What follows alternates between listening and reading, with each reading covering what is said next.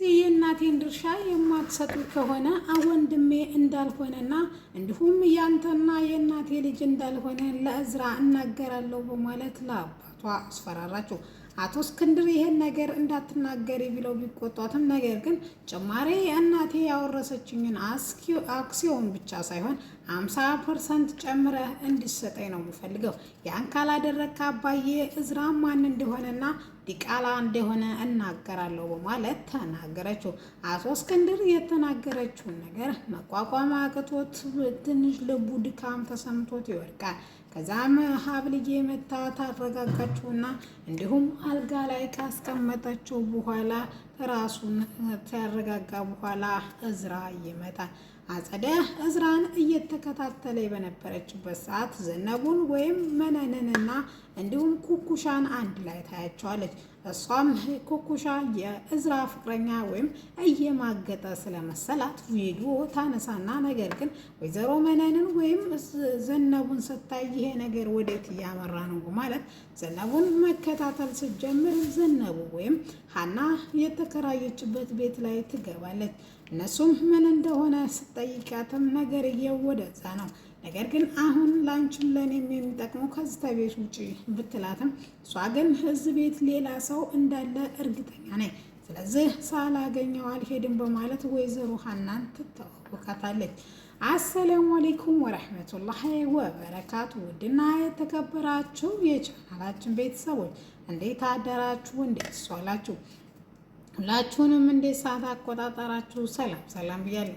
ዛሬ ይዤላችሁ የመጣሁት ሀብል ድራማን ክፍል 19 ነው። እነሆ እንድትከታተሉ ጋበዝኳችሁ። ወዳችሁ ፈቅዳችሁ ስለምትከታተሉ ከልብ አመሰግናለሁ። እዝራ ያችን ህፃን ልጅና የምታጓጓ የሚኪንን እህት ወደ ቤቱ ይዟት መጣ።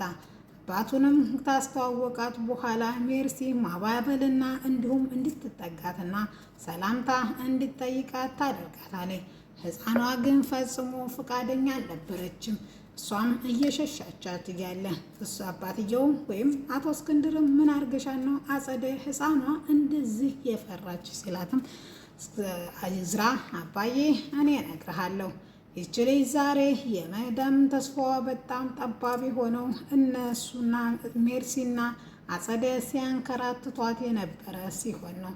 አንዱን ሳምባዋን እንኳን ማትረፍ ስንችል ነገር ግን እነሱ ለጥቅም በተመሰረተ እነሱ ናቸው ለዚህ ደረጃ ያደረሱት በማለት ይናገራል። ሜርሲም ይህን ነገር ከአክስቷ ጋር የማያገናኘውና እንዲሁም ራሳቸው እንዲችሉ በድጋሚ ትለፈልፋለች። እሱም እህቴ ምን እንዳረኩሽ ባላቅም በጣም ተቀይረሽብኛል በማለት እኔ እኮ ታላቅ ወንድምሽ ነኝ በማለት ይላታል።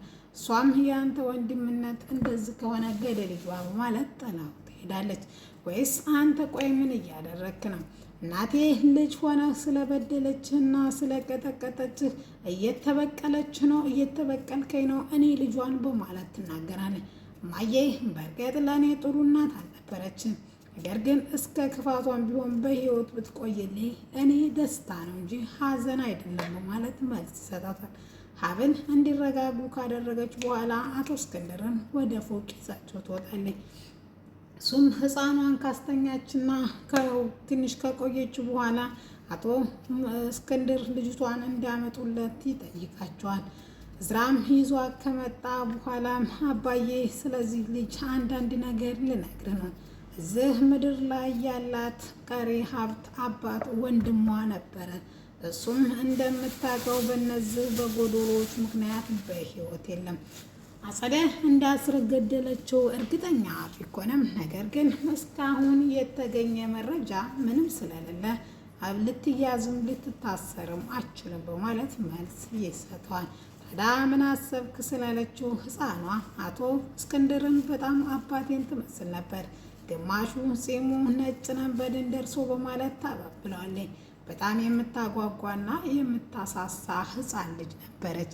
እሱም በቃ እሺ በማለት እናም አንድ ነገር አስቤያለሁ አባዬ ሲለውም ስለ ገንዘብ አስበህ ከሆነ ይችን ህፃን ልጅ ለማሳደግ ምንም ነገር ወይም ለማዳን ገንዘብ የፈለግከውን ያክል መውጣት ትችላለህ አባዬ እኔ ይህን ስላረክልኝ አመሰግናለሁ ሲልም ይሄ ቤት ኃላፊነቱ ሙሉ ያንተ ነው፣ ስለዚህ እንደፈለክ ማድረግ ትችላለህ። እኔ ምንም ነገር ተንግዶ ወዳ መቋቋም አልችልም። መቼ እንደምሞት እንኳ የማላቅ ሰው እንደሆንኩ አትርሳ ሲልም አባዬ እንደዚህ አትበል። እኔ ለህፃኗ ብቻ አልነበረም የመጣሁት። አንድ በውጭ ሀገር የሚኖር ኢትዮጵያዊ ከ20 ዓመት በላይ የቆየ ኢትዮጵያዊ የሚኖር አሁን ጓዙን ጠቅልሎ ሀገሩን ለማገልገል ለመምጣት ትንሽ ቀናቶች ነው የሰጡኝ። እሱም በአንተ በሽታ ዙሪያ ላይ ነው። ስፔሻሊ ዶክተር ነው። ስለዚህ አናግሬዋለሁ። የሕክምና ውጤትህን እንዲልክለትም ጠይቆኛል። ከዛም ይሻልሃን አባዬ በማለት መልስ ይሰጠዋል። እንደው ያንተን ጉጉት አይቶ ቢሻለ እኔም ደስ ይለኛል።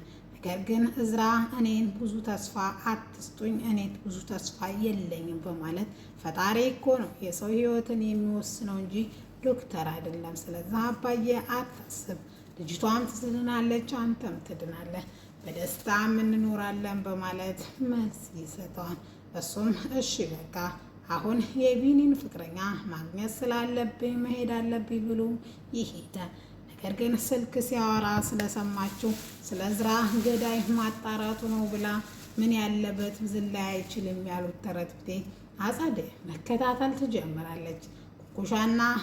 ኩኩሻና እዝራ ከተገናኙ በኋላ ትንሽ ሰላምታ ከተቀያየሩ በኋላ እያለቀሰች ስለነበረ አቅፎ እያባበላት ነበረ። በዛ ቅጽበት ሌላ ፍቅረኛ ሀብልን እቤት አስቀምጦ በማለት ፎቶ ታነሳቸዋለች። ፎቶ አንስታቸውም እንግዲህ መከታተሏን ትቀጥላለች። ትንሽ ቆየት ብላ ስልክ እያወራ በነበረበት ሰዓት ዘነቡ መታ ምንድን ነው የምታደርጊው ሲላትም እናው ትተዋወቃላችሁ ወይ ስትላትም አይ ለማንኛውም ስለኔ ማንም ምንም ቢጠይቅሽ አታውሪ በማለት ጥላት ትሄዳለች። እዝራ ሲመለስ ወደ ቤት ይዟት ሲመጣ እሷም ወደ እነመነን ቤት ገብታ ምን እንደተፈጠረ ሁሉንም ነገር የእዝራን እህት ወይም አክስት ወይዘሮ መነን እህቴ ናት፣ ጓደኛዬ ናት፣ አብሮ አደጌ ናት በማለት አጸዴን ትነግራታለች። ሀናም እና ታዲያ እስካሁን ለምን እንደዚህ የልብ ወዳጅሽ ከሆነች ለምን እስካሁን አላስተዋወቅሽኝም በማለት ጥያቄዋን ትጠይቃለች። እሷም ያው ከዛሬ ከነገ በማለት እንጂ በጣም የምወዳት ጓደኛዬ ናት በማለት አጸደን ታሞጋግሳታለች። እናም ምንድን ነው ሚስጥሩ ስትላትም ኩኩሻን ሀብል ብለሽ ነው የምትጠሪያት? ኩኩሻ የቤት ስሟ ስለሆነ እቺ ደግሞ የልብ ወዳጅ ስለሆነ ሁሌም ቤት ስለምትኖር ለዛ ነው ኩኩሻ ብላ የምትጠራት በማለት ነገርየው ይገባታል። ከዛም እዚህ ድራማ ውስጥ እኔ መቆየት ነው የምፈልገው። ወይዘሮ ሀና ስልክ እያወራችላቸው በነበረ ሰዓት እነሱ ለራሳቸው እያመቻቹ ነበረ። እነሱም በቃ ከዚህ ድራማ እንዲበላሽ የማትፈልጊ ከሆነ ሶስተኛ ወገን መጥቼባቸዋለሁ። ስለዚህ ሳንካፈል መጣላት የለብንም። ስለዚህ ገንዘቡን ሼር ማድረግ አለብን በማለት አጸደ ትነግራታለች። እሷም አሁን ውጭልኝ ስትላትም እሺ ብላ አጸደ ወደ ቤቷ ትመለሳለች። ኩኩሻን አታውቃትም ብሎ ወይም የሰፈሯ ልጅ መሆኗን ያላወቀው እዝራ ወደ ሀብል ጋ ይዞ መጥቶ አባዬ ምን እየተፈጠረ ነው ብሎ ውጭ ፎቅ እየተንጫጩ ስለነበረ ለእዝራ ወንድሜ እንዳልሆነ እናገራለሁ እያለች ያዙኝ ልቀቁኝ እያለች ነበረ። ሜርሲ እንደዛ አታረጊም፣ ካደረግሽ ደግሞ እኔ ራሴ በእጄ እንቅ አድርጌ እገልሻለሁ ሲላትም እሷም ለነገሩ የንስኔ ልጅ እኮኜ እሱን ነዋ የበለጠ የምትጠነቀቅለትና የምታስብለት ሲልም አዎ እንደዛ ነው ስትልም ነገሩ አሳይሃለሁ መጨረሻውን በማለት ነገር ግን ወይዘሮ አጸደ በትንሽ በትልቁ የእንትናን ሀብት እንዳለ ምጥጥ አድርጋ ወስዳ እሷን ባዶ እጇ ልጥላት እንዳሰበች ብታቅም ነገር ግን የቢኒ ገዳይ ወይም የማህደር ገዳይ ስለሆነች እንዳታሳስራት ብላ የተሰጠቻትን አማራጭ ከመቀበል ውጭ አማራጮቹ ሁሉ ዘግታባታለች። ወደ ሳሎን እንግዳ እንዳለና እንዲተዋወቁ ካደረጉ በኋላ ነገር ግን አዲስ እንግዳ ትውውቅ ሳይሆን ነገርየው በጣም የቆዩ ጓደኛሞች የሚመስል ትውውቅ ነበረ። በጣም ደንግጠው የት ነው የምትተዋወቁት ሲልም ኩኩሻ ማለት እኮ የሰፈሬ ልጅ ናት በማለት ትናገራለች። ያው እኔ ከቤት ስለማልወጣ እንጂ እኔ በጣም የምወዳት የልጅነት ጓደኛዬ ናት በማለት ይተቃቀፋሉ። በጣም ተናፍቀሽ ነበር እያለኝ ነገር ግን ነገርየው ገጠመሽ እንጂ ሁለቱም ምንም ማስበውበት አልነበረም። ውድና የተከበራችሁ የቻናላችን ቤተሰቦች ለቻናሉ አዲስ ከሆናችሁ ሰብስክራይብ እያደረጋችሁ ሀሳብ አስተያየት ካላችሁ ኮሜንት ሳጥን ላይ አስቀምጡልኝ። እዝራ እውነተኛ ታሪኩን ያውቃል ወይስ አያውቅም?